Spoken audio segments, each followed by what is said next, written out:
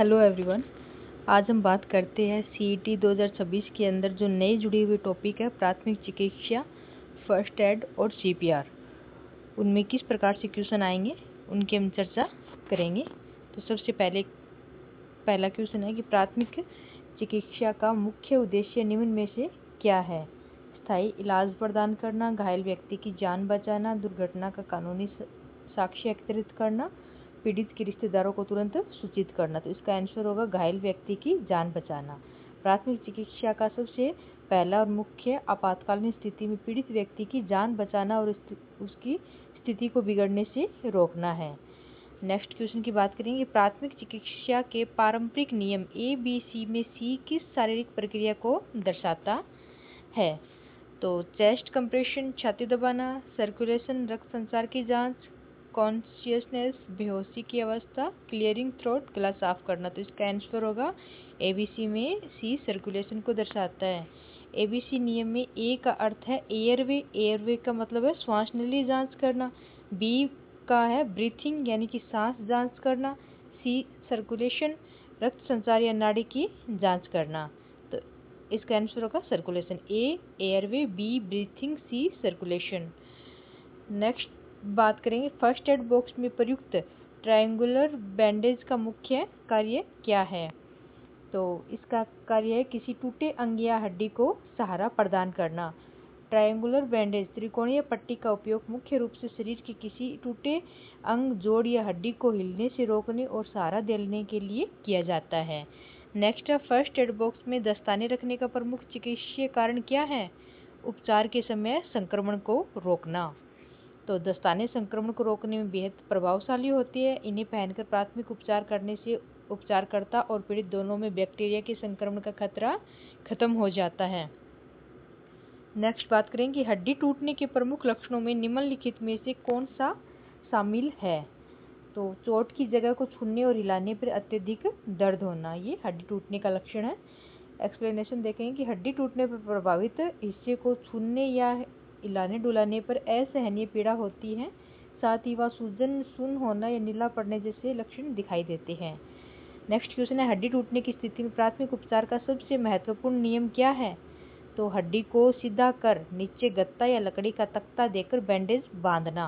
हड्डी टूट जाती है किसी की तो हड्डी को पहले सीधा करेंगे, फिर नीचे गत्ते या लकड़ी का तख्ता देकर बैंडेज बांधेंगे। तो टूटी हुई हड्डी को स्थिर रखने के लिए उसके नीचे गत्ता या लकड़ी का तख्ता रखकर मजबूती से पट्टी बांधनी चाहिए ताकि प्रभावित अंग का मूवमेंट रुक सके। नेक्स्ट बात करेंगे कि इलेक्ट्रिक शॉक, करंट लगने पर पीड़ित को बचाने के लिए पहला कदम क्या होना चाहिए? कि बिजली के स्रोत को बंद करना या सूखी लकड़ी या प्लास्टिक से दूर करना पेशेंट को। करंट लगने पर सर्वप्रथम बिजली के मुख्य स्रोत को बंद करें। यदि संभव न हो तो सूखी लकड़ी, प्लास्टिक या कार्डबोर्ड जैसे कुचालक वस्तुओं को से स्रोत को पीड़ित से दूर करें। नेक्स्ट है फर्स्ट डिग्री बर्न की मुख्य पहचान निम्नलिखित में से क्या है? फर्स्ट डिग्री बर्न की त्वचा का केवल ऊपरी भाग लाल हो जाता है, सूजन के साथ दर्द होता है। फर्स्ट डिग्री बर्न में केवल त्वचा की सबसे ऊपरी सतह प्रभावित होती है जिससे वह लाल हो जाती है। हल्का दर्द व सूजन आती है। ये 3 से 6 दिन में सब ठीक हो जाता है। नेक्स्ट है सेकेंड डिग्री बर्न की घाव को भरने में सामान्यतः कितना समय लगता है?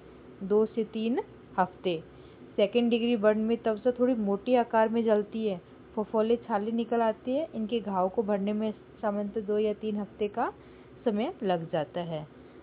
थर्ड डिग्री बर्न होने पर मरीज को दर्द बहुत कम या बिल्कुल नहीं होने का कारण क्या है? त्वचा के तीनों लेयर जलने से न्यूरॉन डैमेज हो जाते हैं। थर्ड डिग्री बर्न में त्वचा की तीनों परतें जल जाती है, संवेदी तंत्रिकाएं नष्ट हो जाती है जिस कारण प्रभावित हिस्से में दर्द का एहसास नहीं होता। तो बर्न वो 3 प्रकार का होता है। फर्स्ट डिग्री बर्न में तो ऊपरी भाग लाल होता है जो सामान्यतः 3 से 6 दिन में ठीक हो जाता है। सेकेंड डिग्री बर्न के अंदर घाव को बढ़ने में 2 से 3 हफ्ते लग जाते हैं, फफोले या छाले हो जाते हैं। थर्ड डिग्री बर्न में मतलब दर्द नहीं होता है मरीज को क्योंकि तीनों लेयर जल जाती है, न्यूरॉन डैमेज हो जाते हैं। नेक्स्ट हम बात करेंगे बर्न उपचार और सर्पदंश की। थर्ड डिग्री बर्न के रोगी को प्राथमिक उपचार में क्या पूरी तरह वर्जित है? घाव में पानी या किसी प्रकार का ऑइंटमेंट लगाना। 3rd डिग्री बर्न के गंभीर घाव में पानी डालना या किसी प्रकार का ऑइंटमेंट मलहम लगाना सख्त वर्जित है, क्योंकि इससे गंभीर इन्फेक्शन होने का खतरा रहता है। और नेक्स्ट है सांप के काटने पर जहर के फैलाव को धीमा करने के लिए काटे हुए स्थान को कहाँ रखना चाहिए? हमेशा दिल के स्तर से नीचे रखकर। सांप काट लेता है किसी व्यक्ति को, अगर जहर का फैलना कम करना है तो सांप काटने पर प्रभावित हिस्से को सदैव दिल के स्तर, हमारा जो हार्ट होता है उसके लेवल से हमेशा नीचे रखना चाहिए, जिससे रक्त प्रवाह के माध्यम से जहर शरीर के मुख्य अंगों तक तेजी से न फैले। कुत्ते के काटने पर उपचार। कुत्ते के काटने पर घाव को बहते हुए पानी और साबुन से न्यूनतम कितने समय तक धोना चाहिए? लगभग 5 से 10 मिनट तक। कुत्ते की लार में रेबीज जैसे खतरनाक वायरस होते हैं। संक्रमण के प्रभाव को कम करने के लिए घाव को तुरंत साबुन और पानी से 5-10 मिनट तक अच्छी तरह धोना चाहिए। नेक्स्ट है कुत्ते के काटने वाले घाव को धोते समय संक्रमण को साफ करने के लिए क्या करना आवश्यक है? धोते समय घाव से थोड़ा सा खून बहने देना। घाव को धोते समय थोड़ा सा रक्त बहने देना चाहिए, जिससे घाव के अंदर तक पहुंचे बैक्टीरिया और वायरस बाहर निकल जाते हैं और संक्रमण का खतरा कम हो जाता है। नेक्स्ट है डूबने पर प्राथमिक चिकित्सा। पानी में डूबते हुए व्यक्ति को बचाते समय बचाने वाले को सबसे पहले क्या ध्यान रखना चाहिए? स्वयं की सुरक्षा सुनिश्चित करना। घबराहट में पीड़ित आपको भी डुबा सकता है। डूबता हुआ व्यक्ति अत्यधिक घबराहट और बेबसी में बचाने वाले को भी खींच लेता है, अतः रस्सी, लकड़ी या टायर की मदद से पहले स्वयं को सुरक्षित रखें। नेक्स्ट है पानी में डूबने की स्थिति में मरीज की मृत्यु के 3 प्रमुख खतरों में से कौन सा एक शामिल है? फेफड़ों में पानी जाने से सांस न ले पाना और शरीर का तापमान गिरना, ये इसका कारण है। डूबने या फेफड़ों में पानी जाने के कारण सांस न ले पाना, उल्टी का श्वास नली में फंसना और शरीर का तापमान अचानक कम हो जाना सबसे बड़े जीवन के खतरे होते हैं। नेक्स्ट बात करें गोल्डन आवर और कृत्रिम सांस। दिल का दौरा पड़ने के बाद के पहले 1 घंटे के समय को क्या कहा जाता है? Golden hour. दिल का दौरा पड़ने के बाद का पहला 1 घंटा गोल्डन आवर माना जाता है, क्योंकि इस अवधि में तुरंत उपचार या CPR देकर मरीज की जान बचाई जा सकती है।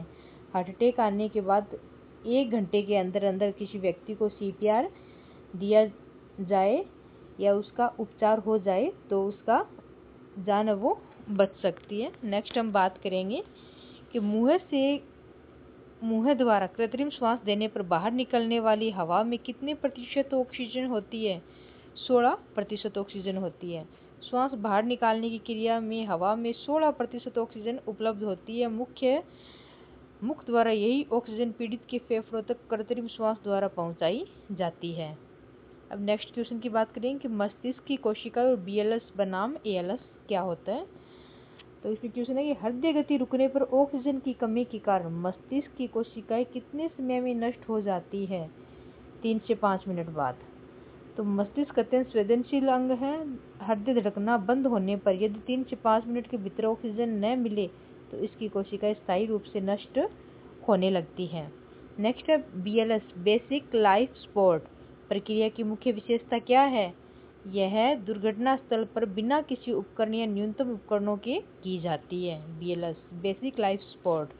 BLS दुर्घटना स्थल पर न्यूनतम साधनों के साथ दी जाने वाली प्राथमिक जीवन रक्षक चिकित्सा है। इसके विपरीत ALS एडवांस्ड लाइफ सपोर्ट अस्पताल में उपकरणों व दवाओं से की जाती है।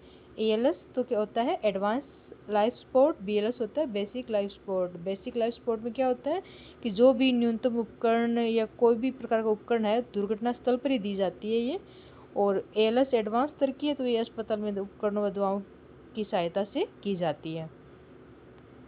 नेक्स्ट है एयरवे नियंत्रण और हृदय गति अवरोध।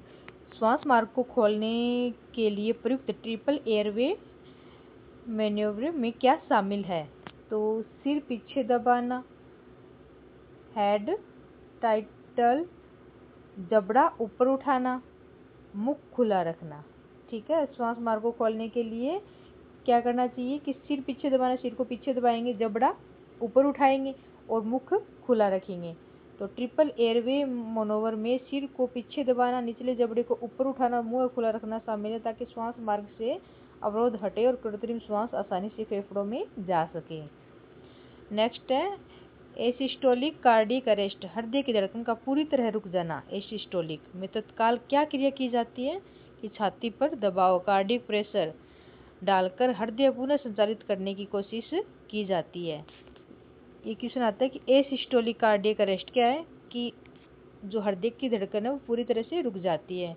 जब हृदय की धड़कन पूरी तरह बंद कर देता है तो विद्युत शोक काम नहीं करता है। ऐसे में केवल छाती दबाकर कृत्रिम रक्त संचालन शुरू करना होता है।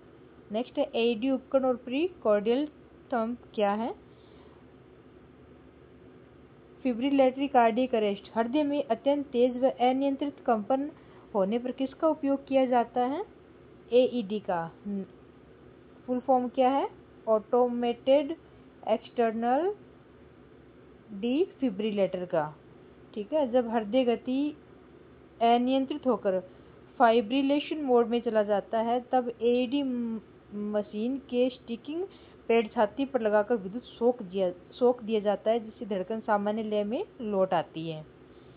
नेक्स्ट क्वेश्चन है कि सार्वजनिक स्थान पर एईडी के अनुपस्थिति में छाती के बीच की स्पाइक हड्डी पर मुक्का मारने को क्या कहते हैं, प्रीकॉर्डियल थंब कहते हैं। यदि एईडी उपलब्ध ना हो, एईडी, ठीक है, एईडी एडवांस, अभी बताया था ना मैंने आपको कि एईडी क्या होता है,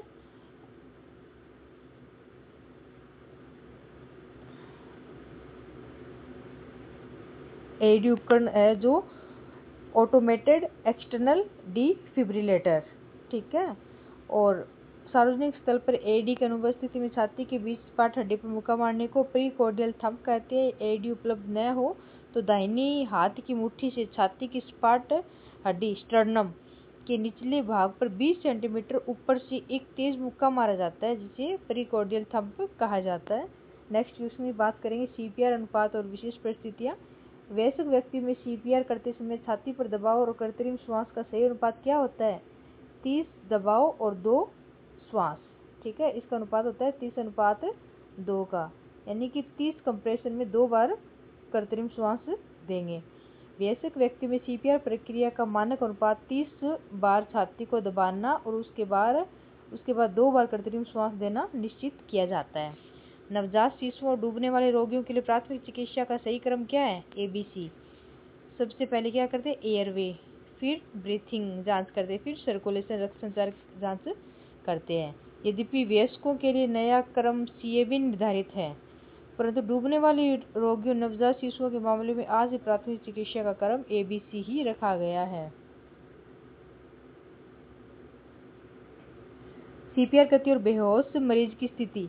इसमें क्वेश्चन देखेंगे कि वयस्कों में सीपीआर के दौरान छाती पर दबाव डालने की गति कितनी होनी चाहिए, 100 से 120 प्रति मिनट होनी चाहिए। मस्तिष्क और हृदय तक निरंतर रक्त प्रवाह पहुंचाने के लिए वयस्कों में छाती दबाने की गति 100 से 120 बार प्रति मिनट होनी चाहिए। नेक्स्ट क्वेश्चन, यदि रोगी बेहोश है परंतु उसकी सांस और नाड़ी सामान्य रूप से चल रही है तो किस पोजीशन में लिटाना चाहिए, रिकवरी पोजीशन में लिटाना चाहिए। बेहोश लेकिन सामान्य सांस ले रहे मरीज को रिकवरी पोजीशन करवट दिलाकर लिटाया जाता है ताकि उसका श्वास मार्ग खुला रहे, लार या उल्टी श्वास नली में न फंसे। नेक्स्ट क्वेश्चन की बात करेंगे, सीपीआर गहराई और केवल हाथों द्वारा सीपीआर। वयस्क बालक और शिशु में सीपीआर के दौरान छाती दबाने की सही गहराई क्रमशः कितनी होनी चाहिए, वयस्क में तो 5 से 6 सेंटीमीटर होनी चाहिए और बालक में 2.5 से 4 सेंटीमीटर और शिशु में 1 से 2 सेंटीमीटर होनी चाहिए। वयस्कों की छाती को 5 से 6 सेंटीमीटर, बच्चों की 2.5 से 4 सेंटीमीटर और नाजुक शिशुओं की छाती को केवल 1 से 2 सेंटीमीटर की गहराई तक दबाना चाहिए ताकि पंसली और हृदय को नुकसान न पहुंचे। नेक्स्ट क्वेश्चन की बात करेंगे कि यदि आप कृत्रिम श्वास देने की विधि से पूरी तरह अनभिज्ञ है तो केवल छाती दबाकर दिए जाने वाले सीपीआर को क्या कहते हैं, हैंड्स ओनली सीपीआर, केवल हाथों के द्वारा दिया जाने वाला सीपीआर। अप्रशिक्षित लोगों के लिए हेड्स ओनली सीपीआर बेहद लाभकारी है। इसमें बिना कृत्रिम श्वास दिए केवल 100 से 120 प्रति मिनट की दर से छाती दबाई जाती है। नेक्स्ट क्वेश्चन, श्वसन प्रक्रिया मस्तिष्क संवेदनशीलता। हृदय रुकने SCA पर ऑक्सीजन की कमी के कारण मानव मस्तिष्क की कोशिकाएं सामान्यतः कितने समय में नष्ट होने लगती है, 3 से 5 मिनट के भीतर। मस्तिष्क की कोशिकाएं ऑक्सीजन की कमी के प्रति अत्यंत संवेदनशील होती है। हृदय रुकने के लिए केवल 3 से 5 मिनट बाद ही ये स्थायी रूप से नष्ट होना शुरू हो जाती है। नेक्स्ट क्वेश्चन है, मुख द्वारा कृत्रिम श्वास देने पर बाहर निकलने वाली हवा में कितने प्रतिशत ऑक्सीजन उपलब्ध होती है? तो 16%। बाहर निकलने वाली हवा में भी 16% ऑक्सीजन बची रहती है, जो कृत्रिम श्वास के माध्यम से पीड़ित के फेफड़ों तक पहुंचाई जाती है। नेक्स्ट है, प्राथमिक जीवन सहायता BLS के चरण कौन कौन से हैं? तो इसमें क्वेश्चन है, प्राथमिक जीवन सहायता बेसिक लाइफ सपोर्ट के अंतर्गत शामिल 4 प्रमुख चरणों में पहला चरण कौन सा है? तो पहला है छाती के बीचों बीच दबाव डालना। तो BLS के 4 चरणों में पहला कदम कार्डियक कंप्रेशन, छाती के बीच दबाव डालकर रक्त संचार पुनः स्थापित करने की कोशिश की जाती है। दूसरा है श्वास मार्ग में अवरोध हटाने और उसे पूरी तरह खोलने के लिए प्रयुक्त विशेष तरीके को क्या कहा जाता है? तो ट्रिपल एयरवे मैनोवेयर। श्वास मार्ग से अवरोध हटाने और उसे पूरी तरह खोलने के लिए ट्रिपल एयरवे मैनोवेयर किया जाता है। श्वास मार्ग को साफ करने, सिर पीछे झुकाने और जबड़ा ऊपर रखने की संयुक्त प्रक्रिया को ट्रिपल एयरवे मोनोवेयर कहा जाता है। ठीक है, इसमें 3 काम करते हैं, एक तो सिर पीछे झुकाते हैं, जबड़ा ऊपर करते हैं, ठीक है, श्वसन मार्ग को साफ करना। नेक्स्ट क्वेश्चन है कि हृदय गति अवरोध और AED उपकरण। हृदय की धड़कन या विद्युत गति का पूरी तरह रुक जाना चिकित्सकीय भाषा में क्या कहलाता है? एसिस्टोलिक कार्डियक अरेस्ट। जब हृदय की गति पूरी तरह समाप्त हो जाती है, कोई धड़कन नहीं बचती, तो इसे एसिस्टोलिक कार्डियक अरेस्ट या एसिस्टोल कहा जाता है। नेक्स्ट है, हृदय में गति हो तो लेकिन वह रक्त प्रवाहित न कर पाए कंपन की स्थिति में, तो किस उपकरण का उपयोग किया जाता है? तो AED ऑटोमेटिक एक्सटर्नल डिफिब्रिलेटर का उपयोग किया जाता है। अनियंत्रित कंपन होने पर AED का उपयोग कर हृदय को नियंत्रित शॉक दिया जाता है ताकि धड़कन सामान्य लय में लौटे। नेक्स्ट है, प्री कॉर्डियल थंब और CAB का नियम। सार्वजनिक स्थान पर AED अनुपलब्ध होने पर छाती की सपाट हड्डी पर जोर से हाथ मारे जाने वाले तीव्र प्रहार को क्या कहा जाता है? प्री कॉर्डियल थंब, जो मैंने पीछे बताया था। दाहिने हाथ की मुट्ठी से छाती की सपाट हड्डी स्टर्नम के निचले भाग पर 20 सेंटीमीटर ऊपर से मुक्का मारा जाता है, जिसे प्री कॉर्डियल थंब कहा जाता है। AED की अनुपस्थिति में करते हैं ये काम। नेक्स्ट है, प्रारंभिक जीवन सहायता BLS के प्रथम 3 चरणों में क्रमानुसार किस नियम के तहत किया जाता है? तो CAB। दिए गए निर्देशों में कार्डियक कंप्रेशन, एयरवे, ब्रीथिंग निर्धारित किया जाता है। नेक्स्ट है, उम्र के अनुसार BLS। तो CPR एवं BLS के नियमों के अनुसार वयस्क श्रेणी के अंतर्गत किस आयु वर्ग को रखा है? 8 वर्ष से अधिक उम्र के व्यक्ति को। और वयस्कों और बालकों और शिशुओं में BLS की प्रक्रिया के दौरान कौन से कारक भिन्न होते हैं? छाती पर दबाव डालने की दर, बल और कृत्रिम श्वास देने की दर। बुनियादी चरण समान रहते हैं, दबाव डालने की दर, बल और कृत्रिम श्वास की दर तीनों में अलग अलग होती है आयु के अनुसार। नेक्स्ट है, सीन सेफ्टी और प्रतिक्रिया की जांच। दुर्घटना स्थल पर प्राथमिक चिकित्सा आरंभ करने से पहले सुरक्षा के दृष्टिकोण से पहला कदम क्या होना चाहिए? स्वयं और प्रभावित व्यक्ति दोनों के लिए स्थान की सुरक्षा करना सुनिश्चित करना। ये नहीं कि जहाँ पे दुर्घटना हुई है वहीं पे हम प्राथमिक चिकित्सा देने लगे। तो सबसे पहले हम जो मरीज होता है उसको सुरक्षित स्थान पर ले जाया जाता है। यदि दुर्घटना सड़क पर हुई है तो घायल को सुरक्षित स्थान पर ले जाकर ही BLS प्रारंभ करना चाहिए ताकि उपचारकर्ता और मरीज दोनों सुरक्षित रहें। नेक्स्ट है, बेहोश व्यक्ति की गर्दन की हड्डी में संभावित चोट की गंभीरता को टालने के लिए प्रतिक्रिया की जांच किस दिशा से करनी चाहिए? पीड़ित के ठीक सामने की ओर से आवाज देकर पुकारना बेहोश व्यक्ति की गर्दन की हड्डी में।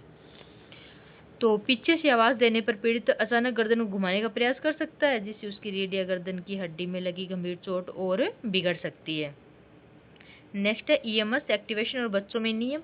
आपातकालीन चिकित्सा सेवा इमरजेंसी मेडिकल सिस्टम को एक्टिवेट करने के लिए भारत में कौन सा नंबर है? 102।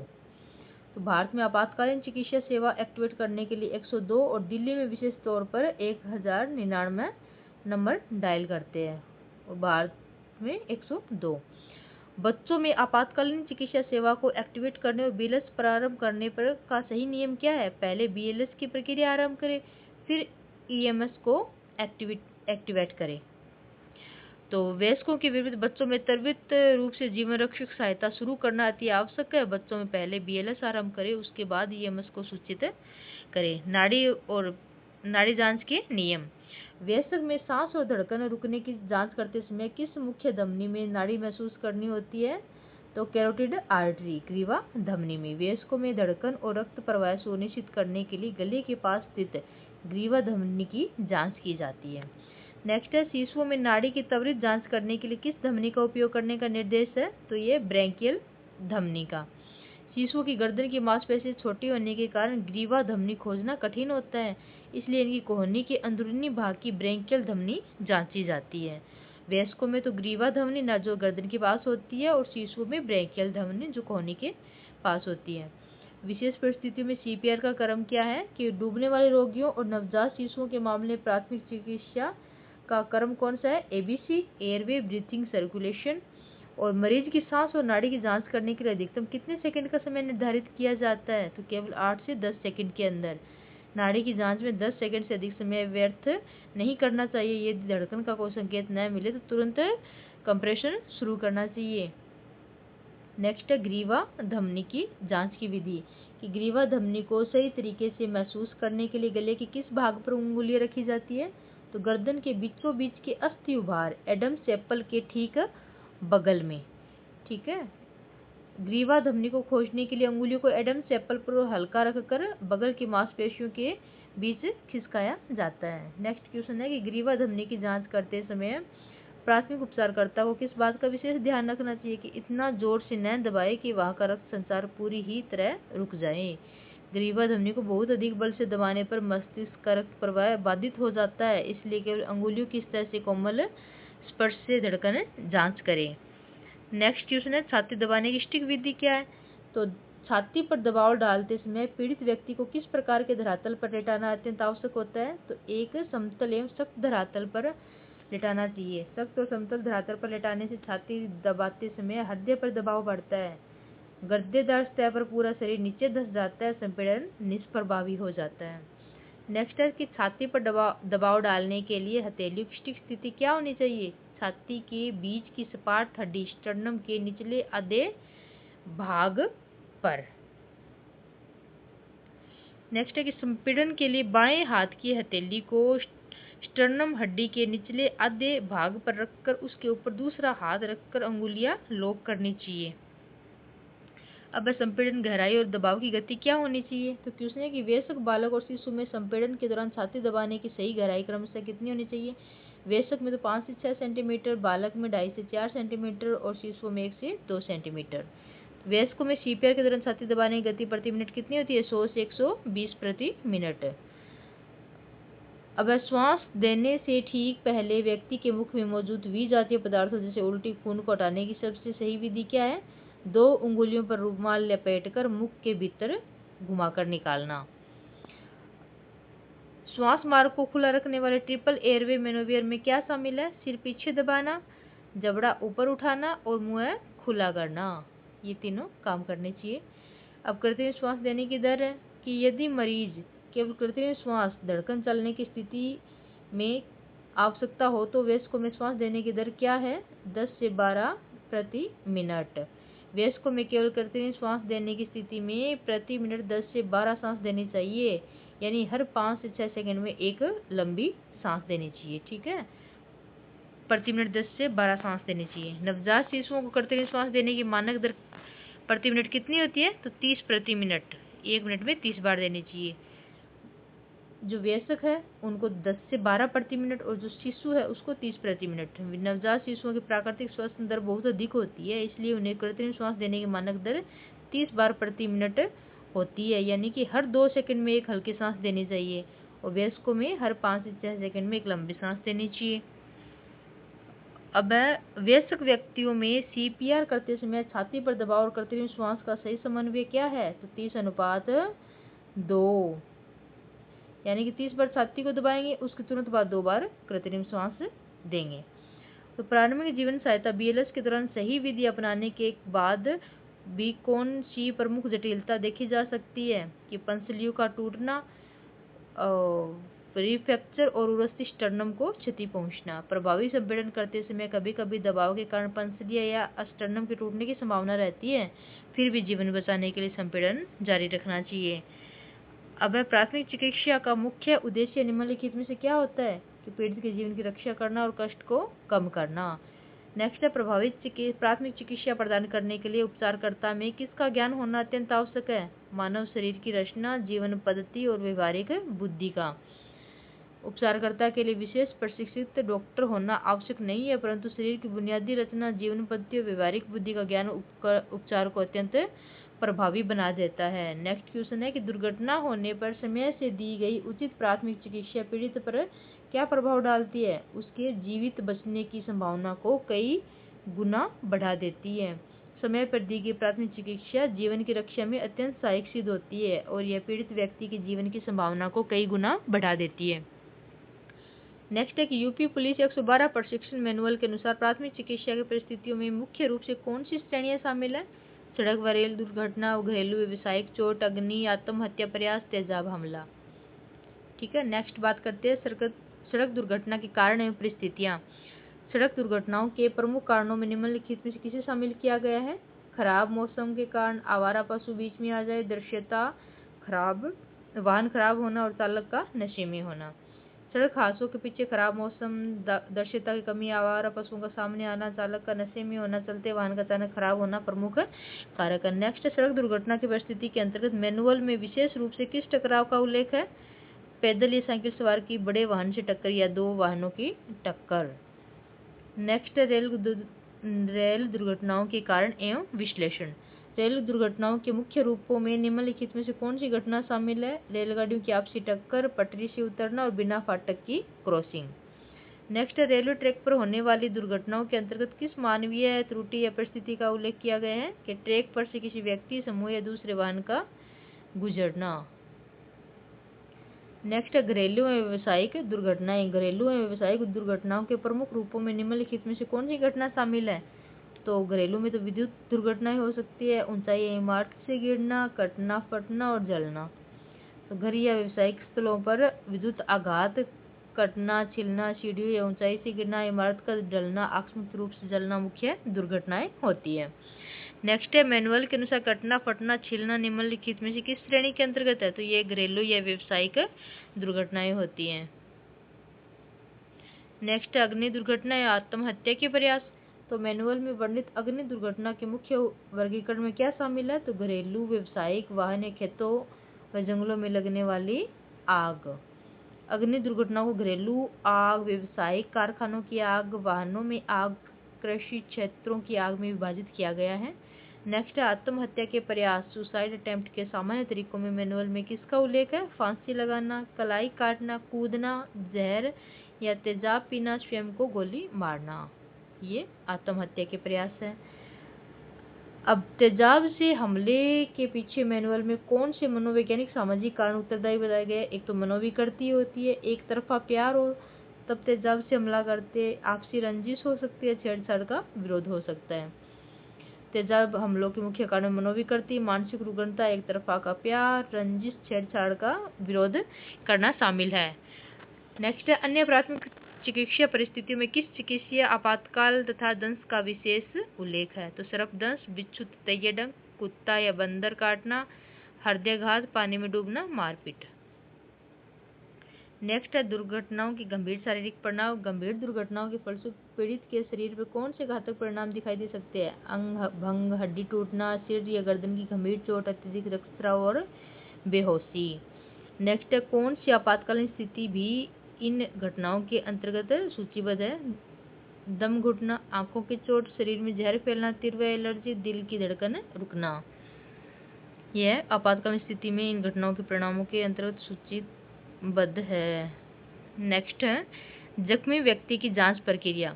जख्मी की जांच के अंतर्गत प्रक्रिया नंबर 1 में किन 4 मुख्य बिंदुओं का आकलन है? एक तो विकार, एक खुली चोट, एक दर्द, एक सूजन। घायल व्यक्ति की त्वरित शारीरिक क्षति का पता लगाने के लिए DOPS, विकार, डिफॉर्मिलिटी, ओपन वाउंड, पैन और स्वेलिंग नियम के तहत जांच की जाती है। ठीक है, जख्मी व्यक्ति के लिए DOPS। जख्मी की जीवन रक्षक प्रणालियों की त्वरित जांच के लिए प्रक्रिया नंबर 2 का सही क्रम क्या है? तो इसका है DRABC। डी मतलब खतरा डेंजर, आर मतलब रिस्पॉन्स हॉल्स, ए का मतलब एयरवे श्वास मार्ग, बी का ब्रीथिंग और सी का सर्कुलेशन। तो जीवन रक्षा हेतु यह अत्यंत महत्वपूर्ण अनुक्रम है जिसके तहत खतरा, होश, एयरवे, श्वास प्रक्रिया, ब्लड सर्कुलेशन की निरंतर जांच की जाती है। तो जख्मी की प्रक्रिया नंबर 1 में तो है DOPS और प्रक्रिया नंबर 2 में है DRABC।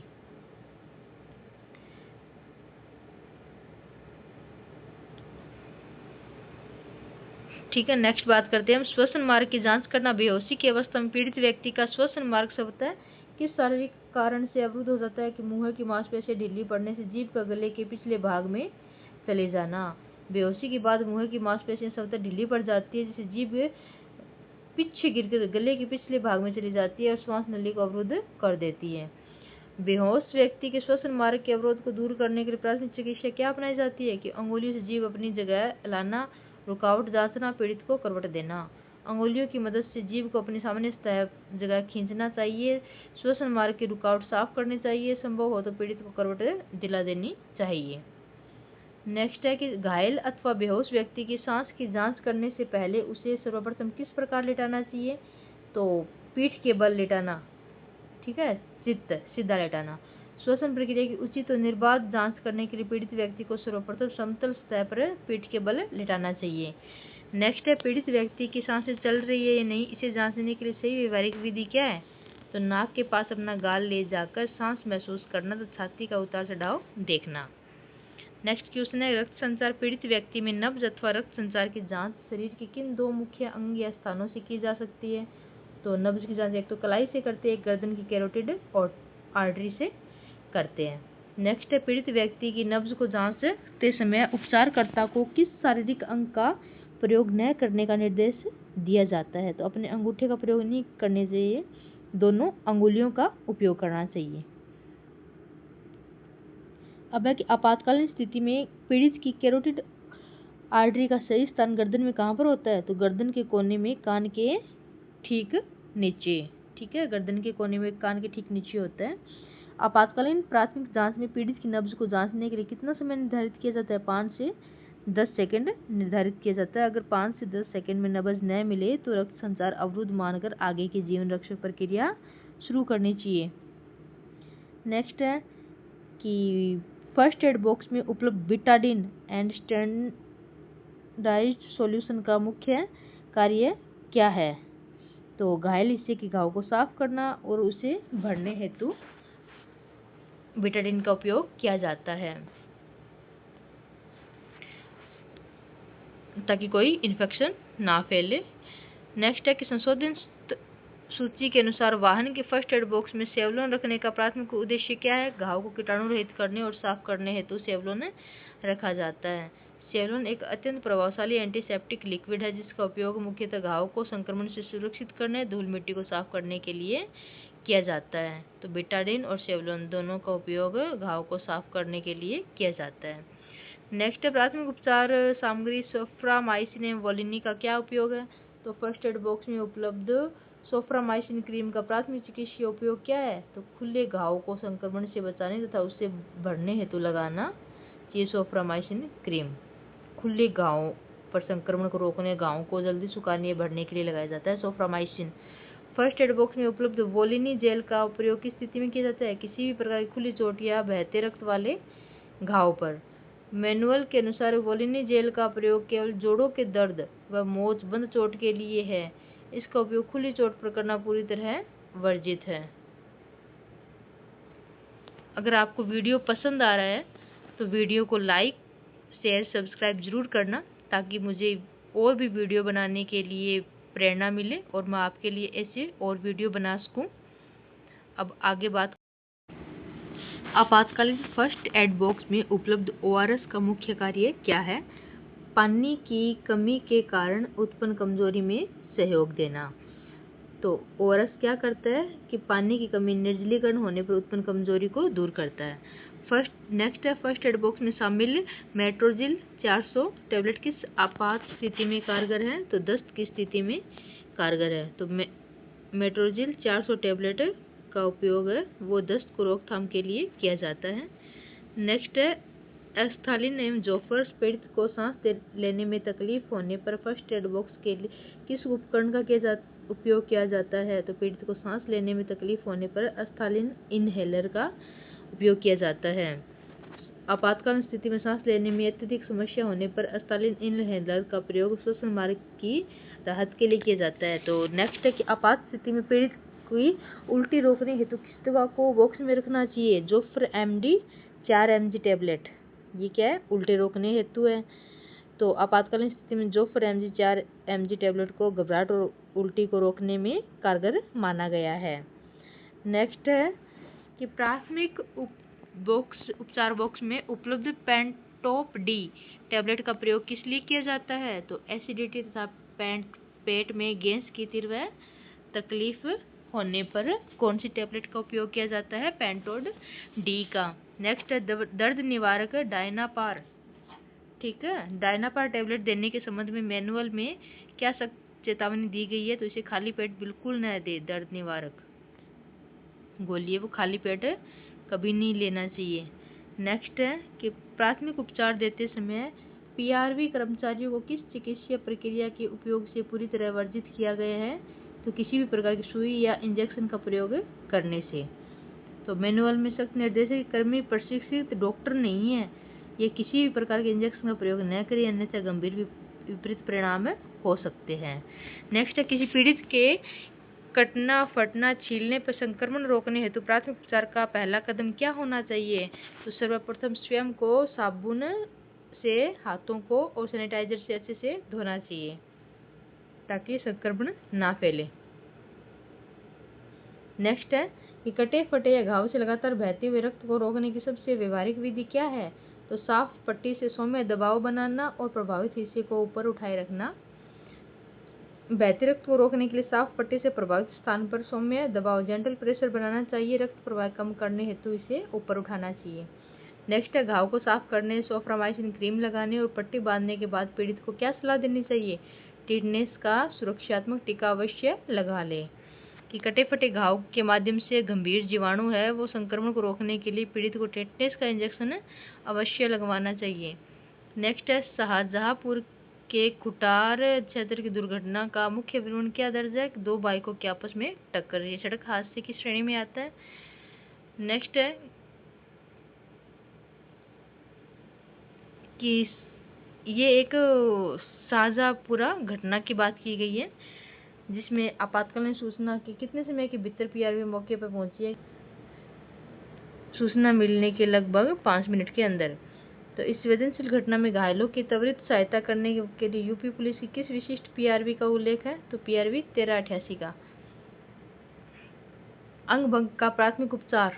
तो अंग भंग होने पर रक्तस्राव को नियंत्रित करने के लिए पीड़ित की शुरुआती शारीरिक स्थिति क्या होनी चाहिए? अंग भंग होने पर पीड़ित को लेटा देना चाहिए, संभव हो तो चोट वाले हिस्से को ऊपर उठा देना चाहिए। रक्तस्राव को धीमा करने के लिए घायल व्यक्ति को आरामदायक स्थिति में लिटाना चाहिए और आहत हिस्से को थोड़ा ऊपर उठा देना चाहिए। यदि अंग भंग के साथ पीड़ित के सिर, गर्दन, पीठ अथवा पैर में चोट होने की आशंका है तो क्या निर्देश है? तो पीड़ित व्यक्ति के शरीर को बिल्कुल भी ना हिलाएं। नेक्स्ट है कि अंग भंग होने पर विलग या अलग हुए अंग को सुरक्षित रखने की सटीक विधि क्या है? जैसे अंगुली कटना, अंग का टूटना। अंग भंग का मतलब ये होता है कि साफ पट्टी में लपेटकर पॉलीथीन में रखें और बर्फ या ठंडे पानी की थैली में सुरक्षित रखें। तो अंग भंग यानी कि विलग जो अंग है, जो अलग हुआ अंग है, कटा हुआ अंग है, उसे सीधे बर्फ या पानी के संपर्क में नहीं रखना चाहिए।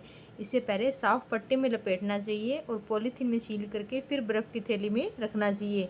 और डायरेक्ट अगर किसी की अंगुली कट गई है मान लो, तो अगर हम अंगुली को वापस चिपकाने की कोशिश करते तो वो भी नहीं करना चाहिए, इससे संक्रमण का खतरा बढ़ जाता है। और नेक्स्ट है विलग अंग को साफ पट्टी व पॉलीथीन में लपेटकर बर्फ या ठंडे पानी में सुरक्षित रखने से क्या चिकित्सीय लाभ होता है? तो चिकित्सक द्वारा अस्पताल में उस अंग को पुनः जोड़े जाने की संभावना बढ़ जाती है। ठंडे वातावरण में कोशिकाओं के जीवित रहने की अवधि बढ़ जाती है, जिससे शल्य चिकित्सक अस्पताल में उस अंग को सुरक्षित शल्य क्रिया से दोबारा जोड़ सकते हैं। नेक्स्ट है हड्डी टूटने के लक्षण। तो हड्डी टूटने के मुख्य लक्षणों में निम्नलिखित में किसे शामिल किया गया है? तो अत्यधिक दर्द होता है, सूजन, अंग का विकृत झूल जाना, त्वचा का नीला काला पड़ना। हड्डी टूटने की वास्तविक स्थिति का प्रमाणिक और सटीक आकलन किस प्रकार संभव है? तो चिकित्सा द्वारा यथोचित जांच जैसे एक्सरे किए जाने के बाद ही कि हड्डी टूटी हुई है या नहीं टूटी हुई। अब प्राथमिक उपचार विधि की हड्डी टूटने में पीड़ित की रीढ़ या गर्दन की हड्डी टूटने की आशंका हो तो सबसे महत्वपूर्ण नियम क्या है? तो पीड़ित व्यक्ति के शरीर को बिल्कुल भी नहीं हिलाना चाहिए अगर रीढ़ या गर्दन की हड्डी टूटने की आशंका हो तो। अब टूटी हुई हड्डी वाले स्थान को पूरी तरह स्थिर रखने के लिए किस सहायक सामग्री का उपयोग करते हैं? लकड़ी की खपच्ची पट्टी की सहायता से बांधना, ताकि जो प्रभावित जो अंग है वो बिल्कुल भी हिले डुले ना। सिर की चोट का आकलन कि सिर की चोट की वास्तविक गंभीरता का मुख्य आकलन किस आधार पर किया जाता है? आघात की तीव्रता तथा आघात के सटीक स्थान पर निर्भरता देखकर। तो सिर पर भारी त्वचा में रक्त संचार अधिक होने से मामूली खरोंच से भी अधिक रक्त बह सकता है। असली गंभीरता चोट की तीव्रता और अंदरूनी मस्तिष्क आघात पर निर्भर करती है। नेक्स्ट क्वेश्चन है कि सिर की चोट के बाद यदि पीड़ित व्यक्ति बेहोश हो जाता है तो प्राथमिक उपचारकर्ता को क्या करना चाहिए? तो रीढ़ की हड्डी में गंभीर चोट है ऐसा मानकर सिर या गर्दन को स्थिर रखना चाहिए। ठीक है, नेक्स्ट है फ्रैक्चर एवं भारी वस्तुएं कि सिर में खोपड़ी के फ्रैक्चर का संदेह होने पर रक्तस्राव रोकने हेतु क्या करना वर्जित है? तो रक्तस्राव वाले स्थान पर सीधे तेज दबाव डालना वर्जित, मतलब नहीं करना चाहिए ऐसा। नेक्स्ट है कि सिर के घाव में यदि कांच, लकड़ी या धातु के टुकड़े फंसे हुए दिखाई देते हैं तो क्या करना चाहिए? उन्हें निकालने का प्रयास न करें, केवल सौम्यता से चारों ओर खून सोखने वाली पट्टी लपेटें। अब सिर में चोट लगने के बाद यदि पीड़ित व्यक्ति विशेषकर बच्चे उल्टी करे तो क्या करना चाहिए? तो दम घुटने से बचाने के लिए गर्दन व रीढ़ का ध्यान रखते हुए पूरे शरीर को करवट दिलाना चाहिए। तो सिर की चोट के बाद होने वाली उल्टी श्वास नलिका में फंसकर दम घुटने का कारण बन सकती है, अतः शरीर को सुरक्षित रूप से करवट दिलाकर लिटा देना चाहिए। नेक्स्ट है सिर में गुम चोट लगने के कारण उत्पन्न आंतरिक सूजन को नियंत्रित करने के लिए किसकी सिकाई की जाती है? तो बर्फ की सिकाई की जाती है। बर्फ है वो सूजन को कम करने और रक्त वाहिनियों को संकुचित करने के लिए प्रभावशाली है। नेक्स्ट है कि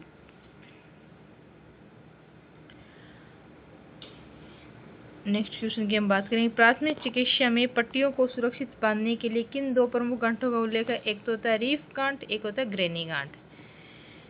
ठीक है, नेक्स्ट हम बात करेंगे कि आपातकाल में उपलब्ध बांस या डंडों से अस्थायी स्ट्रक्चर बनाने के लिए कपड़े पर पहले डंडे को किस स्थान पर रखा जाता है? तो कपड़े को बिछाकर उसके 1/3 हिस्से के बाद उस डंडे को रखा जाता है। मैनुअल सबसे पहले क्या करते हैं, कपड़े को बिछा देते हैं और 1/3 हिस्से में हमने ये डंडा बिछा देते हैं। नेक्स्ट क्वेश्चन है कि अस्थायी स्ट्रक्चर बनाने की क्रियाविधि में दूसरे डंडे को रखने की सही स्थिति क्या है? तो कपड़े को पहले डंडे के ऊपर मोड़ने के बाद थोड़ा अंतर छोड़कर। नेक्स्ट है सीपीआर। तो पीड़ितों को कार्डियोपल्मोनरी रिसस्टिटेशन देने से पहले उसे किस तरह पर लेटाना अत्यंत आवश्यक है? समतल एवं सख्त धरातल पर चित लेटाना, सीधा लेटाना चाहिए। नेक्स्ट है यदि सीपीआर देते समय पीड़ित का श्वास मार्ग अवरुद्ध है या सांस नहीं चल रही है तो उपचारकर्ता को क्या करना चाहिए? छाती संपीड़न के बाद सांस जांचना और न चलने की क्रिया दोबारा करना। अब है हैंड्स ओनली सीपीआर की हैंड्स ओनली सीपीआर देने के संबंध में क्या नियम है? कि इसमें मुंह से कृत्रिम श्वास दिए बिना केवल छाती के बीचों बीच दबाव डाला जाता है। नेक्स्ट है सीपीआर देने की क्रियाविधि के अंतर्गत पंपिंग करते समय कोहनियों की स्थिति क्या होनी चाहिए? दोनों कोहनियों को बिल्कुल सीधा रखना चाहिए, ये नहीं कि कोहनियाँ बीच में से मुड़ी हुई है। ऐसा करने से जो प्रेशर है वो प्रॉपर नहीं लगता है। नेक्स्ट है कि जलने की स्थिति में तत्काल आकस्मिक चिकित्सा सहायता की आवश्यकता नहीं होती है यदि घाव सनबर्न के समान केवल ऊपरी लालिमा दर्द या 3 इंच से छोटा हो। नेक्स्ट है कि किस परिस्थिति में तत्काल आकस्मिक चिकित्सा की आवश्यकता अनिवार्य मानी गई है? तो यदि घाव 3 इंच से बड़ा हो या संवेदनशील अंग या प्रमुख जोड़ पर हो तो प्राथमिक चिकित्सा आकस्मिक चिकित्सा की आवश्यकता होती है। नेक्स्ट है यदि किसी पीड़ित व्यक्ति के शरीर में आग लगी हो तो प्राथमिक उपचार को क्या करना चाहिए? उपचारकर्ता को कंबल अथवा बाहरी कोट की मदद से आग बुझाने का प्रयास करना चाहिए। ठीक है, आग की लपटों को रोकने और ऑक्सीजन की आपूर्ति काटने के लिए पीड़ित को कंबल या भारी कोट से ढककर आग बुझाने का प्रयास करना चाहिए। नेक्स्ट क्वेश्चन है कि ये अत्यधिक गंभीर रूप से जले हुए व्यक्ति को सीधे पानी में डालने से किस गंभीर बीमारी या दशा की संभावना बढ़ जाती है? तो हाइपोथर्मिया। गंभीर जले हुए रोगियों के शरीर का तापमान नियंत्रित नहीं रहता, उन्हें पानी में डुबोने से हाइपोथर्मिया होने का खतरा बढ़ जाता है, जो जानलेवा हो सकता है। यानी कि जो जला हुआ व्यक्ति उसे सीधे पानी में नहीं डालना चाहिए।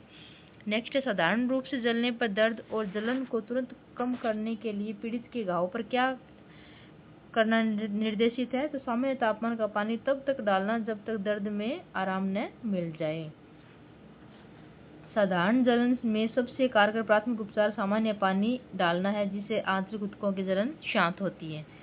साधारण जलन के प्राथमिक उपचार में फफोले और पट्टी बांधने के संबंध में कौन सा नियम सही है? छालों को न फोड़े, बरनोल लगाकर रुई के बिना ढीली पट्टी बांधे। नेक्स्ट है कि दम घुटने के लक्षणों में निम्नलिखित में से किस गंभीर शारीरिक बदलाव का उल्लेख किया गया है? तो त्वचा, ओठ या नाखून का रंग नीला या सांवला हो जाना। ऑक्सीजन की तीव्र कमी के कारण ही दम घुटता है, जिससे पीड़ित व्यक्ति के होठ, नाखून, त्वचा का रंग नीला या सांवला पड़ जाता है, जो दम घुटने का सूचक है। नेक्स्ट है कि दम घुटने के मुख्य आपातकालीन कारणों में क्या शामिल है? तो गले या नली में बाहरी वस्तु फंसना, धुएं में फंसना, निम्न गुणवत्ता की हवा, ये दम घुटने के कारण हो सकते हैं। यह दम घुटने का उपचार 9 वर्ष से ऊपर, यदि 9 वर्ष से ऊपर का होश में पीड़ित व्यक्ति दम घुटने से ग्रस्त है तो उसकी पीठ पर प्रहार करने की स्थिति क्या है? तो पीड़ित को आगे झुकाकर दोनों शोल्डर ब्लेड के बीच हथेली की हील से 5 बार जोर से प्रहार करना। नेक्स्ट, दम घुटने पर दिए जाने वाले पेट के धक्के की क्रियाविधि में मुट्ठी कहाँ रखी जाती है?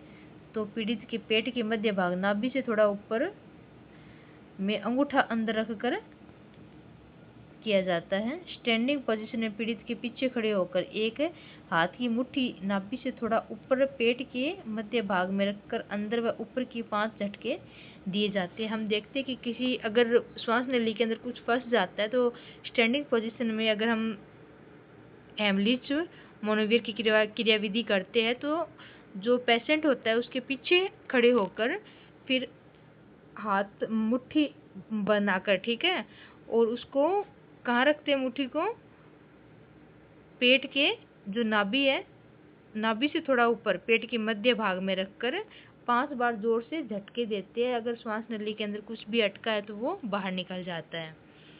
अब 1 से 8 वर्ष तक दम घुटने का उपचार। तो क्वेश्चन है, 1 से 8 वर्ष के बच्चों में दम घुटने की स्थिति में फंसी वस्तु को उंगली से निकालने का प्रयास कब करना चाहिए? कि केवल जब वह वस्तु पूरी तरह से दिख रही हो, उंगली की पहुंच में हो। नेक्स्ट, 1 से 8 वर्ष के बच्चों में दम घुटने पर यदि पीठ का आघात असफल रहे तो छाती की निचली हड्डी पर दिए जाने वाले प्रहार को क्या कहते हैं? तो छाती के झटके।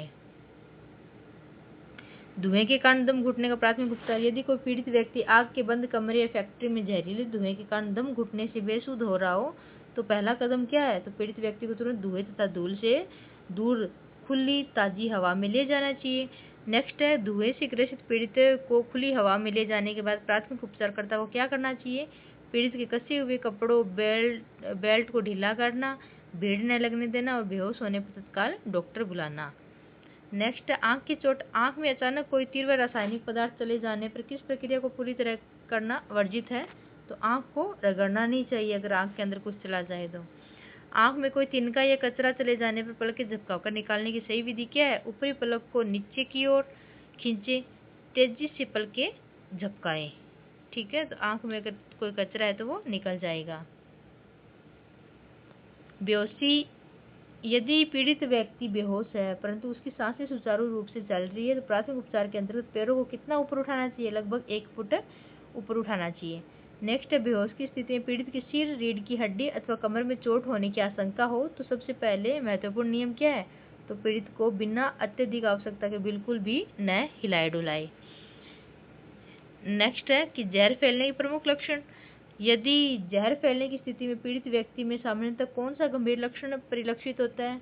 तो उनिंदापन, बेहोशी, दौरे पड़ना, सांस लेने में कठिनाई।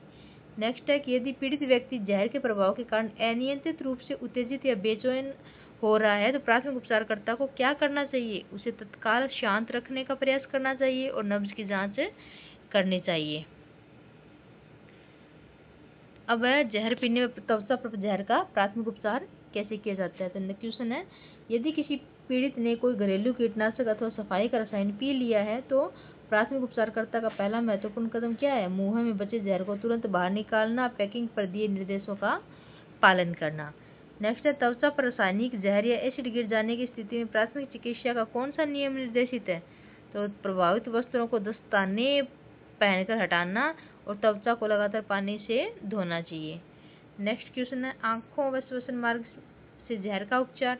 आंख में अचानक कोई जहरीला रासायनिक पदार्थ चले जाने पर प्राथमिक उपचार की विधि क्या है? कि आंख को लगातार साफ पानी गुनगुने पानी से धोना चाहिए। नेक्स्ट, जहरीली गैस या सांस के माध्यम से शरीर में जहर जाने पर पीड़ित को दम घुटने से बचाने के लिए किस पोजीशन में रखनी चाहिए? कि पीड़ित को तुरंत खुली ताजी हवा में ले जाकर उल्टी होने पर करवट दिलाना चाहिए। नेक्स्ट क्वेश्चन है, एलर्जी के बारे में। एलर्जी के अत्यंत गंभीर लक्षणों में निम्नलिखित में से कौन सा शारीरिक दबाव मैनुअल में स्पष्ट रूप से वर्णित है? कि गले, जीभ अथवा होठों पर सूजन, सांस लेने में तकलीफ और आवाज भारी होना। नेक्स्ट, एलर्जी के लक्षण दिखने पर प्राथमिक उपचार के अंतर्गत पीड़ित को कौन सी राहत प्रदान की जानी चाहिए? तो पीड़ित को तुरंत एंटी एलर्जिक दवा देनी चाहिए। आराम न मिलने पर डॉक्टर से संपर्क करना चाहिए। अब खून का थक्का उपचार। यदि किसी बंद चोट के कारण त्वचा पर नीले अथवा काले धब्बे पड़ने पर प्राथमिक उपचार की कौन सी विधि उपयुक्त है? तो प्रभावित स्थान को साफ करके ठंडे पानी या बर्फ से सिकाई करनी चाहिए। यदि चोट वाले स्थान पर नीले या काले धब्बे का आकार लगातार बढ़ता जा रहा है तो एक किस गंभीर आंतरिक स्थिति का सूचक है? तो अंदर लगातार आंतरिक रक्तस्राव हो रहा है। नेक्स्ट है, चक्कर आने के लक्षण व उपचार। तो चक्कर आने के दौरान किस गंभीर लक्षण के दिखने पर तत्काल डॉक्टरी सहायता की आवश्यकता होती है? तो चक्कर आने पर छाती में दर्द, सांस लेने में तकलीफ, पानी में बदलाव या बेहोशी हो तो डॉक्टर की आवश्यकता होती है। नेक्स्ट, चक्कर आने पर प्राथमिक उपचारकर्ता को पीड़ित की शारीरिक स्थिति के संबंध में किस नियम का पालन करना चाहिए? तो पीड़ित को स्थिर बैठा देना चाहिए, सीधा लेटा देना चाहिए, अचानक स्थिति न बदलना, ये लक्षण है। नेक्स्ट, हृदयघात के प्रमुख लक्षणों में निम्नलिखित में से किसे शामिल किया गया है? तो छाती के मध्य में असहनीय दबाव, तेज दर्द, भारीपन, जबड़े या बाईं भुजा में फैलता दर्द। नेक्स्ट, हार्ट अटैक की स्थिति में प्राथमिक उपचारकर्ता को जीवन रक्षक कदम के रूप में कौन सी दवा लेनी चाहिए? एलर्जी न होने पर तुरंत एस्पिरिन की गोली चबाने के लिए देना। एस्पिरिन क्या करता है? रक्त को पतला करता है जिससे हार्ट अटैक में रिलीफ मिलता है। सनबर्न का प्राथमिक उपचार क्या है? सनबर्न से प्रभावित त्वचा को तुरंत ठंडक पहुंचाने और सूजन कम करने की सबसे व्यवहारिक विधि क्या है? तो गीले ठंडे तौलिए को प्रभावित स्थान पर रखना तथा मॉइस्चराइजर लगाना। नेक्स्ट है, सनबर्न के दौरान यदि त्वचा पर फफोले पड़ गए हो तो क्या करना चाहिए? कि छालों को बिल्कुल भी न फोड़ना चाहिए, निर्जलीकरण से बचने के लिए पानी पिलाते रहना चाहिए। नेक्स्ट है, गर्दन की सामान्य चोट व गंभीर चोट। तो गर्दन में आंशिक खिंचाव या सामान्य चोट मोच आने पर उपचारकर्ता का पहला कदम क्या होना चाहिए? पीड़ित को आरामदायक स्थिति में लिटाना और वोलिनी जेल का उपयोग करना जो दर्द में आरामदायक है। गर्दन की गंभीर चोट में स्पाइन पर प्रभाव पड़ने के कारण पीड़ित को किस घातक शारीरिक स्थिति का खतरा रहता है? बेहोशी आना, शरीर के अंगों में लकवा या पैरालिसिस मार जाना। अत्यधिक रक्तस्राव में प्राथमिक उपचार कैसे करते हैं? कि चोट या दुर्घटना के कारण हो रहे अत्यधिक रक्तस्राव को रोकने के लिए उपचारकर्ता को क्या करना चाहिए? साफ पट्टी या कपड़े से सीधे घाव पर दबाव बनाना, प्रभावित हिस्से को ऊंचा उठाना। अत्यधिक रक्तस्राव के दौरान यदि पट्टी पूरी तरह खून से भीग जाए तो प्राथमिक उपचारकर्ता को क्या करना चाहिए? भीगी हुई पट्टी को हटाए बिना उसके ऊपर दूसरी साफ पट्टी रखकर दबाव बनाना चाहिए। नेक्स्ट है, बुखार में क्या करते हैं? कि प्राथमिक उपचार मैनुअल के अनुसार मानव शरीर का बढ़ा हुआ तापमान किस स्थिति में बुखार कहलाता है? बिना शारीरिक श्रम, धूप, गर्म पानी से नहाए बिना तापमान का सामान्य से अधिक हो जाना बुखार की श्रेणी में आता है। बुखार को मापने के लिए प्राथमिक बॉक्स में किस यंत्र का उपयोग किया जाता है? थर्मामीटर का, जो डिग्री सेल्सियस और डिग्री फ़ारेनहाइट में पैमाने को दर्शाता है। नेक्स्ट है, थर्मामीटर द्वारा मुंह से मापे गए तापमान में कितने डिग्री फ़ारेनहाइट या उससे अधिक होने पर व्यक्ति को बुखार होता है? तो 100 डिग्री फ़ारेनहाइट से ऊपर होने पर बुखार होता है और 37.8 डिग्री सेल्सियस से ऊपर होने पर बुखार की श्रेणी में रखा गया है। नेक्स्ट है, काख या आर्मपिट से मापे गए शरीर के तापमान में कितने डिग्री फ़ारेनहाइट उससे अधिक होने पर बुखार की श्रेणी है? तो 99 डिग्री फ़ारेनहाइट या 37.2 डिग्री फ़ारेनहाइट। ये तो मुंह से मापते हैं और ये आर्मपिट से मापते हैं। बुखार के नियम, तो बुखार से पीड़ित व्यक्ति को शरीर के आंतरिक तापमान को नियंत्रित करने और कमजोरी से बचाने के लिए क्या सलाह दी जाती है? तो निर्जलीकरण से बचाने के लिए थोड़ी थोड़ी देर में सामान्य तापमान का जल पिलाना चाहिए। नेक्स्ट, यदि बुखार के दौरान पीड़ित को अत्यधिक ठंड लग रही है तो क्या करना चाहिए? तो पीड़ित को हल्का कंबल उड़ाए और आराम मिलने पर उसे हटा दे। नेक्स्ट है, बुखार में गंभीर आपातकालीन लक्षण। बुखार से पीड़ित वयस्क व्यक्ति में किस गंभीर लक्षण के दिखने पर तत्काल विशेषज्ञ डॉक्टर की सहायता आवश्यक होती है? तो सांस लेने में तकलीफ, गर्दन में अकड़न, सीने में दर्द, पेशाब न होना, ये लक्षण है।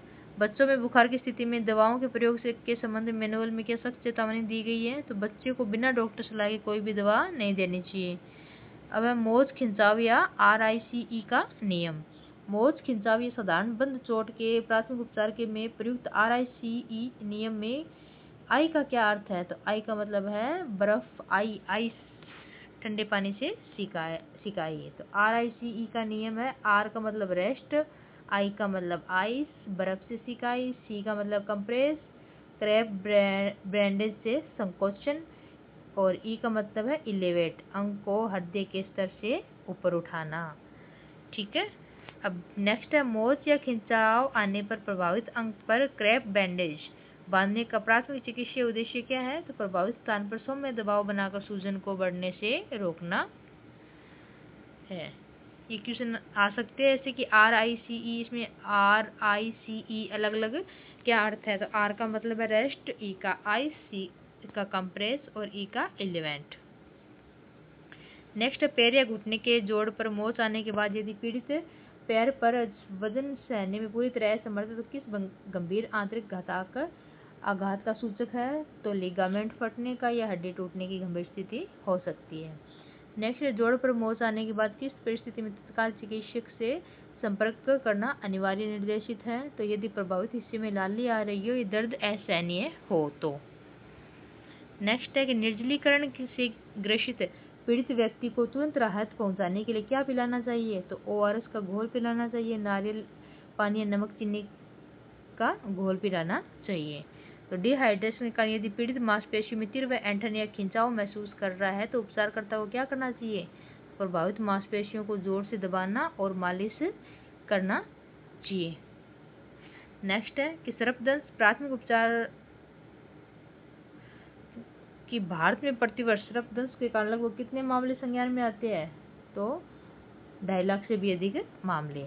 तो सर्पदंश से होने वाली मौतों के विश्लेषण या मनोवैज्ञानिक तथ्य अत्यंत महत्वपूर्ण है। कौन सा? कि जहर की अपेक्षा अत्यधिक डर और सदमे के कारण अधिक मौतें होती है। यानी कि अगर किसी को सांप या बिच्छू ने काट लिया जहरीले जानवर ने, तो जो मौतें होती है वो जहर की अपेक्षा डरने से और सदमे के कारण अधिक होती है।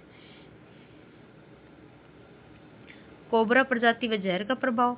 कोबरा सांप के जहर का मुख्य प्रभाव मानव शरीर के किस महत्वपूर्ण तंत्र पर पड़ता है? तो तंत्रिका तंत्र पर पड़ता है।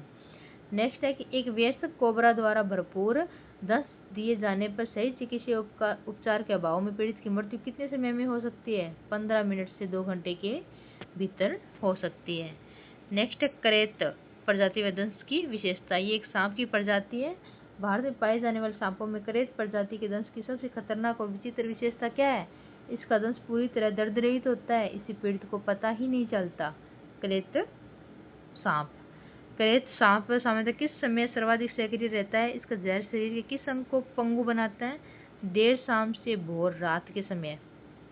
ठीक है, रात के समय ये करेत सांप वो एक्टिवेट रहता है, जिसमें तंत्रिका तंत्र है या इसमें पैरालिसिस कर देता है ये, जिसमें दर्द का अनुभव नहीं होता है। रसेल वाइपर का प्रभाव व पैटर्न। रसेल वाइपर सांप का जहर मानव शरीर के मुख्य हिस्से प्रणाली को प्रभावित करता है। तो रसेल सांप जो है वो रक्त कोशिकाएं और संचरण तंत्र को प्रभावित करता है। नेक्स्ट, रसेल वाइपर की बाहरी त्वचा पर निम्नलिखित में से किस प्रकार का विशिष्ट पैटर्न पाया जाता है? जिग जैग या चेन जैसी आकृति बनी होती है। सो स्केल्ड वाइपर तो भारत में पाए जाने वाले 100 स्केल्ड वाइपर की त्वचा पर किस प्रकार का विशिष्ट पैटर्न है? तो आरी के दांत जैसे पैटर्न है। और 100 स्केल्ड वाइपर का जहर मानव शरीर के किस घटक को सबसे अधिक हानि पहुंचाता है? तो रक्त कोशिकाओं को, जिससे आंतरिक अंग काम करना बंद कर देते हैं। नेक्स्ट है सर्पदंश के लक्षण। सर्पदंश की स्थिति में पीड़ित व्यक्ति में निम्नलिखित में से कौन सा गंभीर लक्षण दिखाई देता है? तो सांस लेने में तकलीफ होती है, पलकों में भारीपन, अत्यधिक लार व रक्तस्राव। नेक्स्ट है सर्पदंश वाले पीड़ित के प्राथमिक उपचार के दौरान घाव के स्थान पर किस प्रक्रिया को पूरी तरह वर्जित माना गया है? तो घाव के स्थान पर कोई भी चीरा नहीं लगाना चाहिए सर्पदंश वाले पीड़ित को। नेक्स्ट है बिच्छू का डंक त्वचा में धंसा रह जाने की स्थिति में प्राथमिक उपचारकर्ता को इसकी मदद कैसे करते हैं? तो चिमटी की सहायता से सावधानी पूर्वक उस डंक को निकाल लिया जाता है। बिच्छू के डंक वाले प्रभावित क्षेत्र पर सूजन और दर्द को नियंत्रित करने के लिए कौन सी प्राथमिक विधि अपनानी चाहिए? तो प्रभावित क्षेत्र की 10 मिनट तक ठंडी सिकाई करें और आधे घंटे पर दोहराएं। नेक्स्ट है कुत्ते अथवा बंदर के काटने की स्थिति में घाव को सबसे पहले किस प्रकार साफ करना चाहिए? तो घाव को तुरंत साबुन या पानी से अच्छे से धोना चाहिए। नेक्स्ट है कुत्ते या बंदर के काटने के बाद घाव को धोने के उपरांत प्राथमिक उपचार बॉक्स की कौन सी क्रीम लगानी चाहिए? तो सोफ्रामाइसिन क्रीम लगानी चाहिए। नेक्स्ट है बंदर या कुत्ते के काटने पर किस परिस्थिति में तत्काल विशेषज्ञ चिकित्सा सहायता आवश्यक होती है? यदि घाव गहरा हो, मांसपेशी क्षतिग्रस्त हो, संक्रमण के लक्षण दिखे तब। बंदर या कुत्ते के काटने पर किस विशेष जानलेवा वायरस के संक्रमण का खतरा बढ़ता है? तो रेबीज वायरस का। नेक्स्ट है मधुमक्खी अथवा ततैया के डंक मारने पर प्राथमिक उपचार के दौरान किस महत्वपूर्ण क्रिया को पहला चरण माना जाता है? तो डंक को तत्काल निकाल देना और प्रभावित हिस्से को पानी या साबुन से धोना। नेक्स्ट है डंक मारने वाले स्थान पर सूजन और विष के फैलाव को रोकने के लिए किस गतिविधि को पूरी तरह से बचना चाहिए? तो प्रभावित हिस्से को नाखूनों से बार बार खुजलाने से बचना चाहिए। नेक्स्ट तेजाब से शरीर का कोई हिस्सा मामूली रूप से जलने की स्थिति में जलन को कम करने का सर्वाधिक सही तरीका क्या है? तो प्राथमिक हिस्से पर लगातार सामान्य तापमान पानी डालते रहना चाहिए। तेजाब से गंभीर रूप से जलने पीड़ित के वस्त्रों को अलग करते समय किस नियम का भलीभांति पालन करना चाहिए? तो कपड़े को सावधानीपूर्वक अलग करें। ध्यान रहे कि त्वचा से चिपकी हुई न हो कपड़े, वरना त्वचा भी साथ में आ सकती है। नेक्स्ट, यदि किसी पीड़ित ने गलती से तेजाब या अन्य क्षारीय जहर पी लिया है तो प्राथमिक उपचार में कौन सी क्रिया पूर्णतः वर्जित है? पीड़ित को जबरदस्ती उल्टी कराने का प्रयास करना वर्जित है। तेजाब या क्षारीय जहर पीने वाले व्यक्ति को आंतरिक अंगों की गंभीर जलन शांत करने के लिए प्रचुर मात्रा में क्या पिलाना चाहिए? तो अधिक से अधिक मात्रा में पानी या दूध पिलाना चाहिए। जहर पीने का प्राथमिक उपचार। सामान्यतः जहर पीने की स्थिति में पीड़ित के शरीर में से विष बाहर निकालने के लिए घरेलू उपचार क्या करते हैं? प्रति 10 से 10 मिनट पर पीड़ित को नमक का पानी पिलाना चाहिए। अगर किसी ने तेजाब पी लिया है तो प्रत्येक 10-10 मिनट के अंदर नमक का पानी पिलाना चाहिए। नेक्स्ट है अस्पताल में डॉक्टर को सही और त्वरित उपचार शुरू करने में सहायता देने के लिए प्राथमिक उपचारकर्ता को घटनास्थल से क्या सुरक्षित रखना चाहिए? तो पिए गए जहरीले पदार्थ की मूल पैकिंग या शीशी सुरक्षित रखनी चाहिए।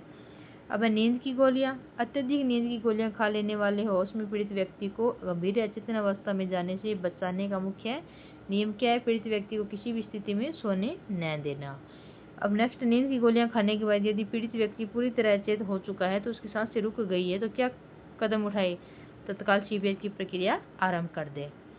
नेक्स्ट है उच्च रक्तचाप के आपातकालीन प्राथमिक उपचार के अंतर्गत पीड़ित को कौन सी खाद्य वस्तु देने से पूर्णतः मना किया जाता है? तो उच्च रक्तचाप हो, हाई बीपी हो तो कोई भी नमकीन वस्तु या नमक युक्त आहार जो पीड़ित को नहीं देना चाहिए। हाई बीपी में लो बीपी है किसी की तो क्या पिलाना चाहिए? तो नमक और पानी का घोल पिलाना चाहिए।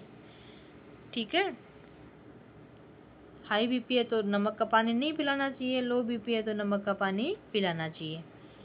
नेक्स्ट है दुर्घटना स्थल पर गंभीर रूप से घायल पीड़ित व्यक्ति महिला होने की दशा में पीआरवी कर्मियों को किस प्रमुख कठिनाई का अनुभव होता है? तो प्राथमिक उपचार देने तो किसी अन्य महिला की अनुपलब्धता।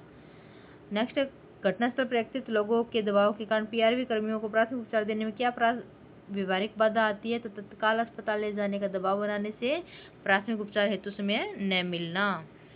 नेक्स्ट, यदि उपचार के दौरान घायल की अवस्था अधिक गंभीर हो जाए तो एकत्रित भीड़ के संबंध में पीआरवी कर्मियों को किस खतरे की आशंका रहती है? एकत्रित भीड़ के हिंसक हो जाने की आशंका रहती है। कुछ विशेष परिस्थितियों जैसे मिर्गी के दौरे, सरपटन से पीआरवी कर्मियों को प्राथमिक उपचार देते समय किस सामाजिक बाधा का सामना करना पड़ता है? तो लोगों द्वारा वैज्ञानिक प्राथमिक उपचार के स्थान पर झाड़ फूंक कर अड़े रहना। ठीक है, नेक्स्ट क्वेश्चन की बात करते हैं कि निर्जलीकरण की गंभीर स्थिति में निम्नलिखित में से किस पेय का प्रयोग मरीज की दशा को और अधिक गंभीर बना सकता है? तो कार्बोनेटेड सॉफ्ट ड्रिंक। नेक्स्ट हम बात करेंगे क्वेश्चन की। इस प्रकार से मैंने आपको प्राथमिक चिकित्सा और सीपीआर के बारे में महत्वपूर्ण क्वेश्चन बताए हैं। जो आपके सीईटी परीक्षा में जो नया टॉपिक ऐड हुआ है उसमें किस प्रकार से क्वेश्चन पूछे जाएंगे वो मैंने बताने की कोशिश की है। अगर आपको वीडियो पसंद आए तो वीडियो को लाइक और सब्सक्राइब ज़रूर करना, ताकि मुझे और भी वीडियो बनाने का मोटिवेशन मिलता रहे। धन्यवाद।